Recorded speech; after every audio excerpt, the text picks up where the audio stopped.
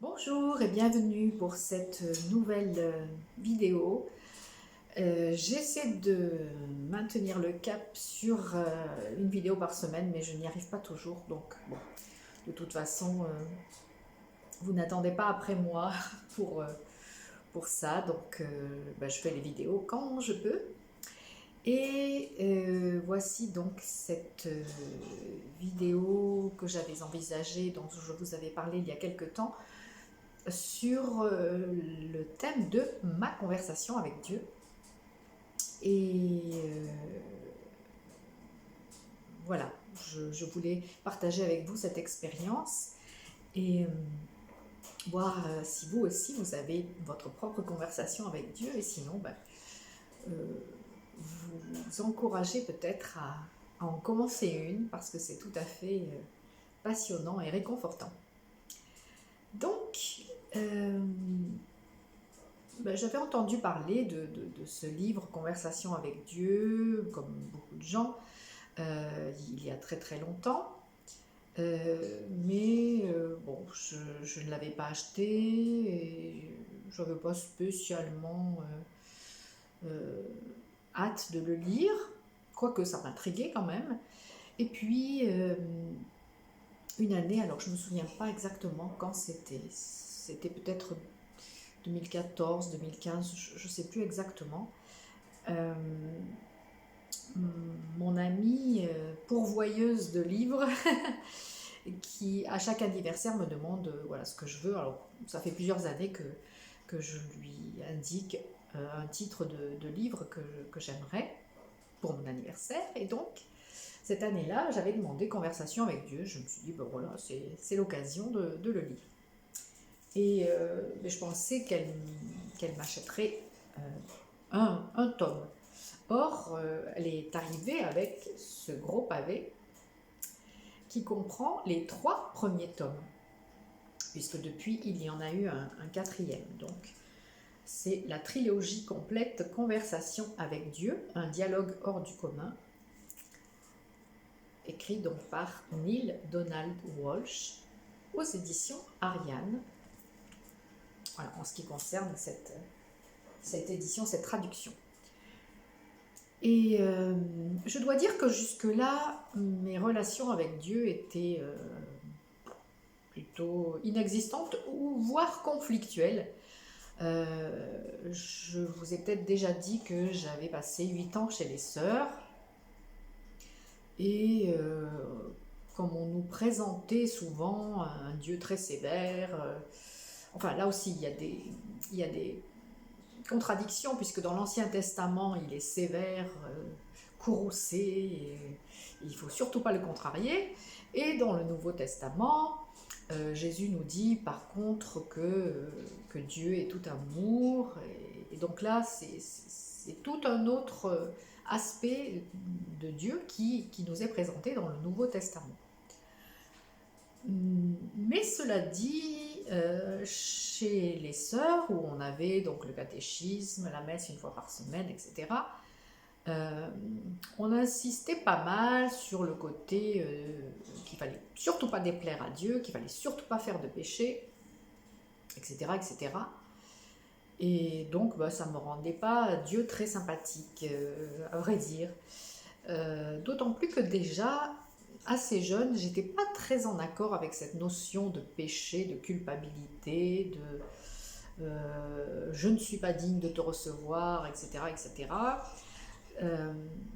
J'avais pas encore beaucoup d'arguments pour contrer ces assertions, mais voilà, j'étais pas tout à fait d'accord déjà. Il y avait des choses qui me dérangeaient. Et donc, je m'adressais plutôt à ces saints qu'au bon Dieu, comme on dit. Là, j'inversais le processus. On dit qu'il vaut mieux s'adresser au bon Dieu qu'à ses saints, mais moi, je faisais plutôt l'inverse. Avec les saints ou les anges, encore, bon, ça pouvait aller. Mais je ne parlais pas à Dieu. Je ne parlais pas à Dieu. C'était pas... Voilà, il ne m'était pas sympathique. Ce qui explique peut-être aussi que je ne me suis pas précipitée pour lire cet ouvrage quand j'en ai entendu parler au début. je m'étais imaginé que ça allait être quelque chose d'assez barbant, moralisateur, etc. Donc, j'étais pas des plus pressés. Et quand finalement je me suis dit, bah, tiens, je vais demander à mon ami de m'offrir ce livre, bah, je me suis dit, bon, on va bien voir. Hein. Donc, quand elle est arrivée avec ce pavé, bien que j'adore les pavés, c'est pas la question, j'aime bien les gros livres. Mais je me disais, bon, si jamais c'est ennuyeux et moralisateur, ça va être long quand même de lire tout le livre. Et puis, j'ai commencé à le lire, et alors, j'ai été presque dès les premières pages, enchantée, ravie, émue, touchée, heureuse de ce que je lisais. Et dans l'introduction de cette édition que j'ai, Neale Donald Walsch dit qu'il a reçu énormément de témoignages et que celui qui l'a le plus marqué, c'était celui d'une personne qui disait « Merci de m'avoir enfin présenté un Dieu dont je peux tomber amoureuse ». Et c'est un peu ce qui m'est arrivé, à savoir que d'un coup, je trouvais Dieu vraiment sympathique. Parce que, d'une part, il n'était pas moralisateur, d'autre part, il avait beaucoup d'humour, beaucoup de bienveillance, et voilà, et puis il n'avait pas d'exigence. Il avait des recommandations, des conseils, mais pas d'exigence, pas de sévérité, pas de jugement, surtout, ben voilà, oui, c'est quand même quelque chose de sympathique de savoir que, quoi qu'on fasse, il nous aime, voilà. Et que ben, l'expérience qu'on est venu faire sur Terre, ou dans l'incarnation, il la vit aussi à travers nous, et donc c'est très enrichissant de vivre toutes ces expériences à travers ces créatures, tout en rappelant que nous sommes aussi créés à son image et que donc nous sommes nous aussi des créateurs. Voilà. Donc j'ai littéralement dévoré ce gros pavé avec délectation. Et puis je riais beaucoup. Mon compagnon était très surpris de m'entendre rire autant. Et donc chaque fois il me demandait, à un certain moment pas trop parce qu'on était un peu en froid, et puis après il me disait mais quand même c'est curieux que tu ris autant en lisant ce genre d'ouvrage. Et ce qu'il est dit aussi dans cet ouvrage, c'est que Dieu parle à tous, à tout le monde, et que la question, ça n'est pas à qui il parle, mais qui l'écoute. Et donc, je me suis dit, bon, bah, s'il parle à tout le monde, donc à moi aussi, et donc s'il me parle à moi, bah, je vais l'écouter, et je vais moi aussi faire une conversation avec lui. Et j'ai commencé à ce moment-là, quand j'allais marcher le matin, à entrer en conversation avec lui, enfin lui, elle. Moi j'aime bien, je fais juste une parenthèse, la notion de Dieu, mère, père, parce que au-delà d'un Dieu patriarcal, avec une image patriarcale, il y a cette notion qui me semble essentielle que dans le principe créateur, il y a le masculin et le féminin. Il y a les deux et que les deux sont indissociables, mais on y reviendra une autre fois. Donc, aussi pour participer, pour être un peu plus dans cette idée de réconciliation avec Dieu, moi j'avais besoin de l'appeler Dieu Mère Père, même mettre mère d'abord, parce que voilà, c'était important pour moi de replacer le féminin, de le remettre en valeur. Et donc, voilà, d'ailleurs je l'entendais au début dans une voix... parfois comme s'il y avait deux voix en même temps, une masculine et une féminine. Puis en fait, maintenant, c'est plus vraiment défini, mais Voilà, je sais que qu'il contient, qu'il est le masculin et le féminin unifié. Voilà, que c'est le principe créateur est fait aussi de ces deux vibrations, le principe féminin et le principe masculin. Donc je ferme la parenthèse et donc j'ai commencé à ces conversations. Bon, je vais dire avec lui, ça sera plus simple. Et à ma grande surprise, enfin quand même c'est ce que j'attendais, mais ça m'a quand même agréablement surpris, ben, j'ai eu tout de suite des réponses. Alors peut-être que c'était plus facile pour moi aussi du fait que ça faisait déjà plusieurs années que je pratiquais le channeling, donc j'étais habituée à écouter les messages qui me venaient, quels qu'ils soient et d'où qu'ils soient. Et là, voilà, donc j'ai tout de suite entendu, perçu ces réponses, et ce qui m'a rassurée, ce qui m'a confortée dans le fait que c'était pas mon imagination, que c'était pas une énergie manipulatrice, c'est que je sentais que ça vibrait ici. Voilà, je sentais que ça parlait à partir de là, de mon espace sacré, ce que j'appelle mon espace sacré. Et donc, je sentais cette vibration d'amour, ces ondes d'amour qui émanaient chaque fois qu'il me parlait. Et donc j'ai commencé à poser des questions diverses et variées, certaines qui sont dans le livre et puis d'autres qui n'y étaient pas du tout, d'autres qui étaient vraiment très très personnelles, qui concernaient ce que je vivais à ce moment-là, qui était assez difficile pour moi, assez douloureux pour moi. Et ce dialogue quotidien m'a vraiment aidée à y voir plus clair, dans mes émotions, dans mes sentiments, et à prendre les décisions justes. Voilà, les décisions justes. Ce qui était par moments un peu agaçant, mais en même temps très agréable aussi, c'était que, d'ailleurs il le dit à maintes reprises dans l'ouvrage, il respecte notre libre arbitre, notre libre choix. Et très souvent, quand je posais une question, il me renvoyait à moi. Qu'est-ce que tu en penses, toi? Qu'est-ce que tu dirais, toi? Et donc, parfois ça m'agace parce que j'aurais voulu que ce soit lui qui me réponde. Mais en tout cas, voilà, ça me faisait aller chercher la réponse en moi, et donc aussi à prendre les décisions à partir de moi et non à partir à nouveau de ce réflexe d'une réponse supposément extérieure, puisque même si je sentais, si je commençais à comprendre, c'est-à-dire dans le sens étymologique du terme comprendre, prendre avec moi, en moi,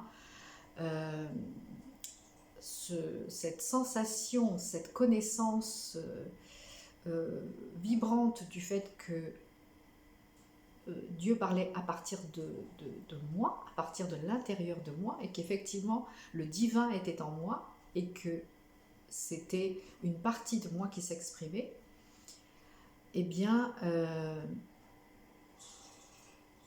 voilà, c'était pas complètement intégré. Je gardais quand même cette idée que c'était lui qui avait la réponse. Et donc, vous voyez, je fais le geste, donc même si je le sentais à l'intérieur, pour moi, il était au-dessus encore. Il était encore à l'extérieur et au-dessus. Voilà. Donc, j'attendais qu'il me donne toutes les réponses. Or, souvent, il me renvoyait il me posait lui aussi des questions pour connaître ma réponse. Enfin, pour la connaître. Je suppose qu'il la connaissait déjà, mais en tout cas pour que moi, je connaisse ma réponse. Et que j'aille chercher par moi-même à y voir plus clair dans les questionnements que j'avais. Ce qui était merveilleux, c'était aussi l'humour. Disons que j'avais vraiment l'impression de reconnaître le Dieu que j'avais lu dans le livre de Neale Donald Walsch. C'était le même, avec la même bienveillance, le même humour, le même amour. Et pendant ces conversations, mes conversations avec lui, donc où je marchais, ou parfois c'était chez moi, mais en tout cas, voilà, ces conversations quasiment quotidiennes, eh bien, je riais, et quelquefois, le rire venait aussi, l'humour et le rire venaient dénouer quelque chose qui était bloqué, ou quelque chose qui était anxiogène, ou voilà. Et, euh, et c'était merveilleux. À tel point que j'ai commencé, donc il y a quelques années aussi, à écrire ma propre conversation avec Dieu. Et je me disais, et il me disait, euh, ce serait intéressant pour les gens aussi d'avoir une conversation qui soit féminine. Alors bien sûr qu'il y avait des choses qui se rejoignaient et qui étaient identiques dans les réponses qu'il faisait à Neale Donald Walsch ou qu'il me faisait à moi, mais les questions que je posais qui étaient plus orientées vers la condition féminine, si je peux dire, eh bien voilà, ça c'était une facette qui n'était pas abordée dans le livre de Neale Donald Walsch, et donc j'ai commencé à écrire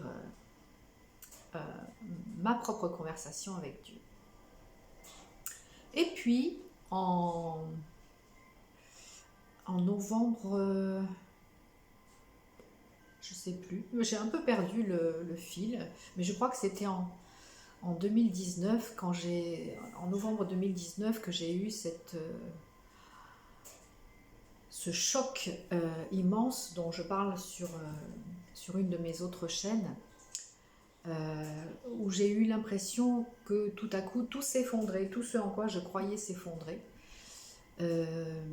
suite à un questionnement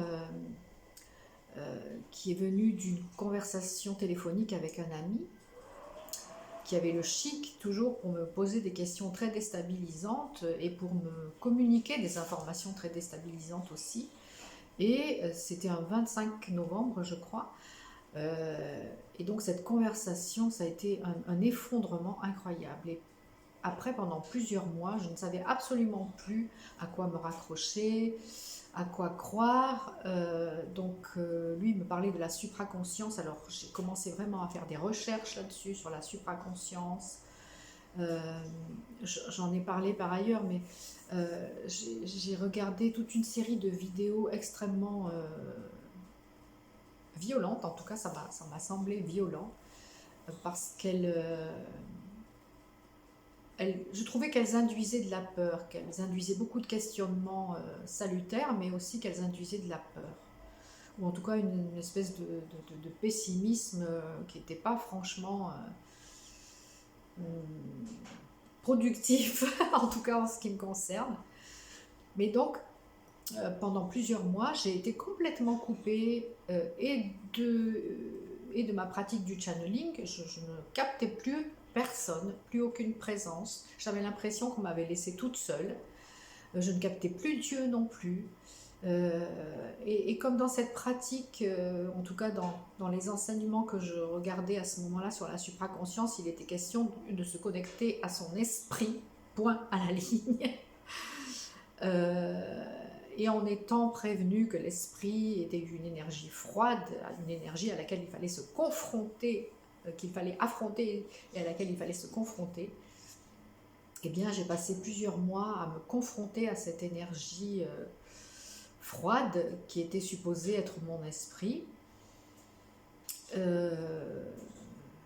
Et vraiment, ça a été une période douloureuse pour moi, douloureuse et assez anxiogène.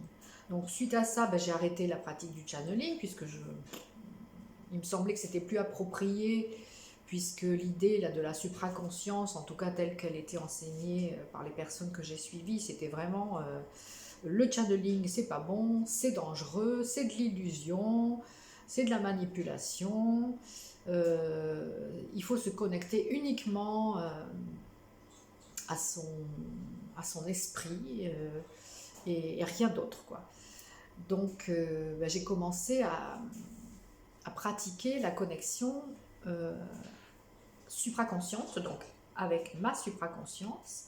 Quand j'avais des gens qui venaient en consultation, je me connectais à ma supraconscience, leur supraconscience et à la source. Et j'avais reçu cette information que je pouvais appeler ça une connexion trinitaire.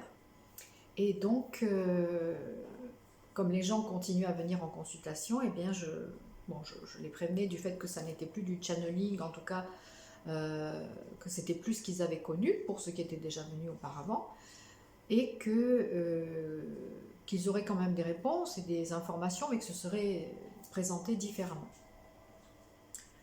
Et donc voilà, ça a continué plusieurs mois où voilà, ma conversation avec Dieu était complètement interrompue.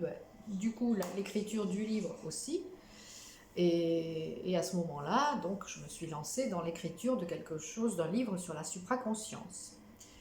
Que pour diverses raisons, je n'ai pas terminé actuellement non plus. La raison majeure étant le décès de mon père, qui, outre le fait que ça m'avait bouleversée, mais j'ai été vraiment très très très prise par toutes les démarches, le fait de m'occuper de ma mère, etc. Et donc j'ai complètement laissé de côté l'écriture. Au bout de, je sais pas, peut-être 1 an ou 2, j'ai recommencé à pratiquer le channeling parce que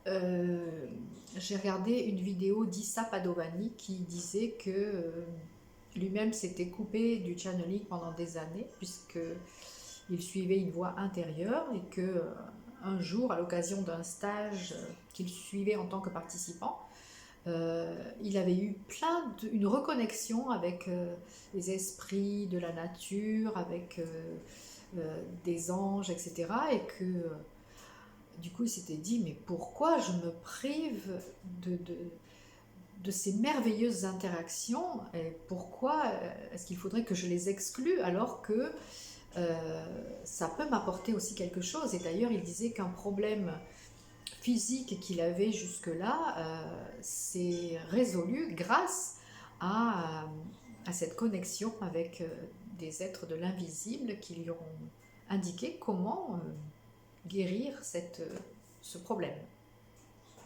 Donc, j'avais déjà eu quelques perceptions, quelques messages qui m'arrivaient comme ça à nouveau. Et suite à cette vidéo de Issa Padovani, je me suis dit, mais oui, effectivement, pourquoi je me priverais aussi de ce plaisir? Parce que j'adorais les séances de channeling, je ressortais de là boostée, joyeuse, légère, toujours rechargée à bloc, alors que dans les connexions supraconscientes, là c'était vraiment la connexion intérieure et quelque chose de grave, de solennel, qui était très bien aussi, mais où je retrouvais plus cette joie, cette légèreté intérieure que j'aimais tant. Et donc, j'ai recommencé à pratiquer les deux. La connexion supraconsciente ou le channeling selon les séances et selon les personnes qui venaient en consultation. Et puis même, plus récemment, aussi à mêler les deux. Voilà, et je ferme la parenthèse là-dessus. Revenons à la conversation avec Dieu. Eh bien, figurez-vous que elle n'a repris qu'assez récemment. L'an dernier, elle avait repris un peu, mais vraiment de manière ponctuelle. C'était pas suivi. Et ça m'aidait, mais je crois que j'étais trop absorbée par tout ce qui m'arrivait dans le monde, dans la 3D, vraiment les choses à régler dans la 3D, que j'étais peut-être pas assez disponible pour reprendre cette conversation. Et finalement, il y a juste quelques mois que je l'ai reprise de manière plus assidue et avec à nouveau vraiment une immense joie, un grand bonheur. Et là, c'est à nouveau une conversation quasi quotidienne. Et donc, je vous avais dit dans une vidéo précédente que j'aimerais partager avec vous certains conseils, certaines informations qui me sont données dans ces conversations et qui vraiment sont d'une grande aide et me réconfortent énormément et me font voir les choses, percevoir les choses plus clairement et avec toujours beaucoup de joie. Voilà. Donc, je ne sais pas encore sous quelle forme je vais partager ces conversations avec vous. Alors peut-être pas toutes, parce que celles qui sont vraiment personnelles, ben ça vous intéresserait sans doute pas vraiment. Mais celles qui sont d'ordre plus global, eh bien, je vais essayer donc de les partager avec vous. Alors je ne sais pas encore comment je vais faire. Euh, si je vais enregistrer ces conversations au moment où je les ai, ou bien si je vais les mémoriser, en prendre note et me filmer après, enfin faire de la vidéo après comme je suis en train de faire là, ou bien si je mets ça par écrit, je ne sais pas trop. En tout cas, ce que j'ai décidé, c'est que je vais reprendre le livre de ma conversation avec Dieu. Alors bon, j'ai toujours un problème de gestion du temps et je sais que je ne suis pas la seule et je sais aussi que c'est un peu normal parce que nous sommes vraiment dans une accélération temporelle indubitable, hein, c'est évident pour quasiment tout le monde, y compris les gens qui ne sont pas dans une ouverture de conscience spirituelle. Je crois que chez tout le monde il y a cette constatation qu'il y a vraiment une accélération du temps. Et donc ce que Dieu a eu la gentillesse de me rappeler dans ma conversation de ce matin, donc je participe, enfin je partage celle-là tout de suite avec vous. Il me rappelait qu'il m'avait dit, à l'époque donc de nos conversations régulières, il m'avait dit de commencer mes journées avec cette affirmation: je suis dans la pleine conscience, je suis dans le présent permanent. Et j'ai tout le temps de faire tout ce que j'ai besoin et envie de faire. Voilà.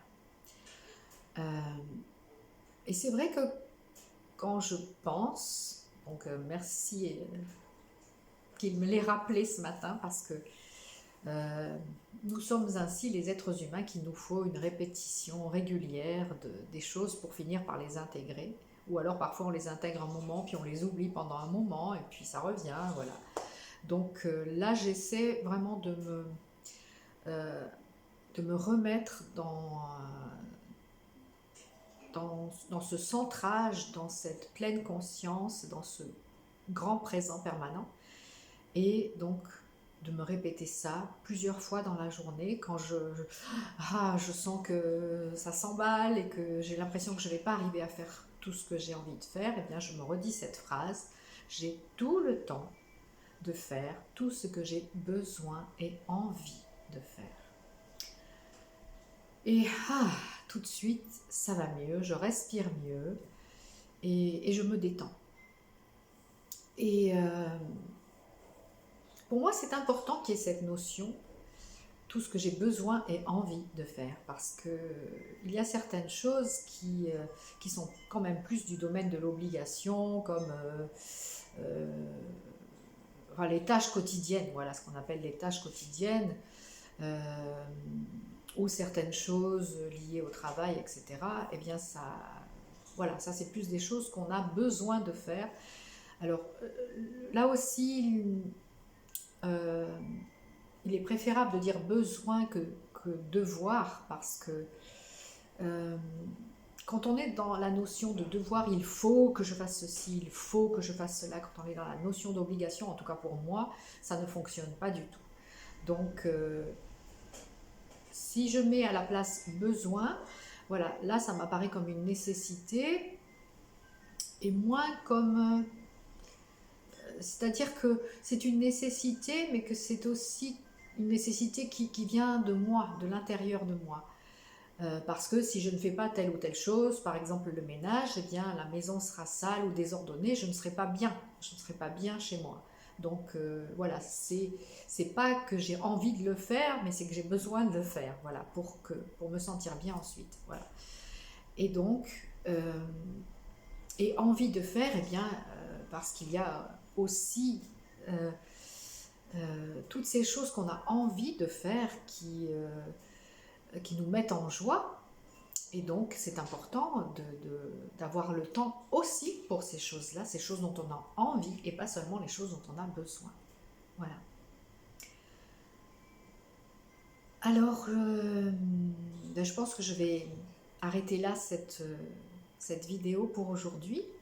Et donc, je vais continuer à réfléchir sous quelle forme je vais partager certaines des conversations avec vous.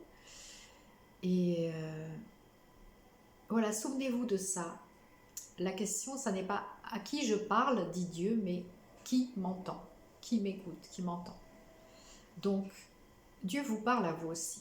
Et si vous avez envie de commencer votre propre conversation, peut-être que vous qui m'écoutez, peut-être que vous avez déjà commencé depuis longtemps cette conversation. Mais si vous ne l'avez pas fait, eh bien, essayez. Vous verrez, c'est vraiment un vrai bonheur.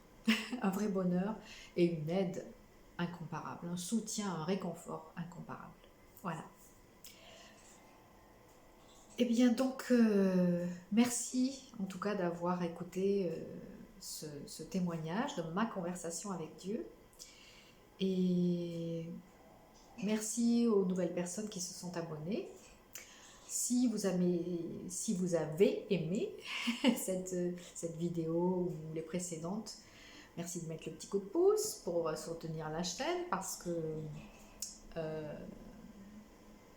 voilà, c'est... je sens qu'il faut que je communique et que je partage. Après, voilà, et c'est pas mon ego, c'est vraiment... je suis poussée à ça. Donc, je partage. Mais si je partage, peut-être que ça serait bien que ça reste pas confidentiel, quoique. Ouais, mais bon. Donc, petit coup de pouce, partagez si vous voulez, et puis abonnez-vous si ce n'est déjà fait. Et que cette chaîne des louves argentées continue son essor. Voilà, merci infiniment et à tout bientôt.